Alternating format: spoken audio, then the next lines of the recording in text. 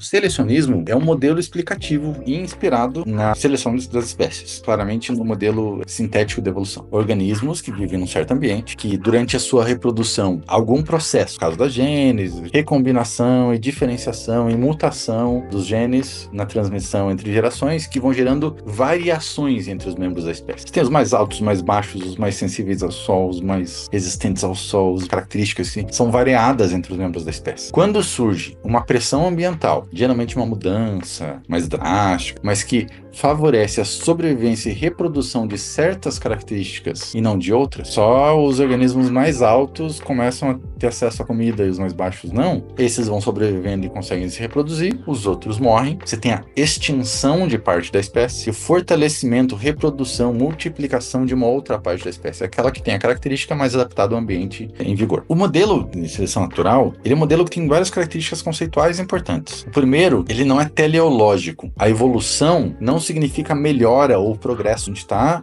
mudando. O que está sendo selecionado é aquilo que é mais adaptado para o ambiente atual. Então ele não é teleológico no sentido que ele não segue para um fim, a gente não está indo para a gente está se tornando uma espécie melhor, ou existe alguma espécie, nada disso. Então a gente está só se adaptando, ele não tem finalidade. A causa da seleção da espécie não é a variação genética, ele é um processo que cria uma condição que vai ser selecionada por causa da consequência que ele produz. O evento importante é o evento que vem depois, que é como o ambiente permite a sobrevivência. A causa não está no processo que criou aquilo, mas está na consequência produzida pela variação genética, que a gente vai chamar de selecionismo, ou de modelo de seleção por consequência, falando aqui ainda no nível da espécie. Existem coisas que acontecem no organismo que produzem maior ou menor, caso maior ou menor adaptação. Isso foi evoluindo até o ponto de que surgiram organismos que tinham uma composição orgânica que tornava eles sensíveis. Organismos que agora conseguem aprender em função das consequências daquilo que ele fez, tem muito mais condições de se adaptar. Isso vai criar um novo nível de seleção, chamado segundo nível de seleção, o nível ontogenético de seleção, que é dado esse nome em contraposição ao nível filogenético, que é o nível de evolução da espécie. Quando a gente pensa em comportamento humano, tem um monte de estudos mostrando tendências biológicas familiares, por exemplo.